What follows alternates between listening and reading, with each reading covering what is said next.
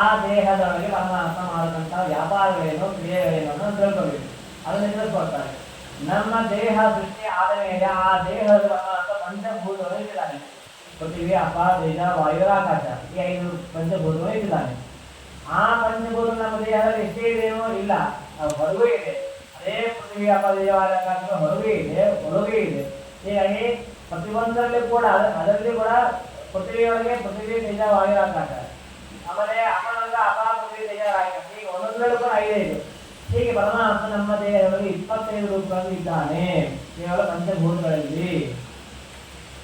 ಆಮೇಲೆ ತನ್ಮಾತ್ರಗಳಲ್ಲಿ ಪರಮಾತ್ಮ ಇದ್ದಾನೆ ಅಂತ ಹೇಳ್ತಾರೆ. ಮಾತ್ರ ಅಂತಂದ್ರೆ ಅಕ್ಷರಗಳು ಅಂತ ಒಂದು ಅರ್ಥ ಇದೆ. ಮಾತೃಕ ಅಂತಂದ್ರೆ ತನ್ಮಾತ್ರಗಳು ಅಂತ ಹೆಸರು ಇದೆ. ಮಾತೃಕ ರೂಪಗಳು ಅಂತ ಅರ್ಥ ಇದೆ. ಈಗ ಪಂಚಭೂತಗಳನ್ನು ನಾವು ಹೇಳ್ತೇವೆ. ಆ ಪಂಚಭೂತಗಳ ಗುಣಗಳೇನು ಅಂತ ಹೇಳ್ತಾರೆ. ಪೃಥ್ವಿಯ ಗುಣ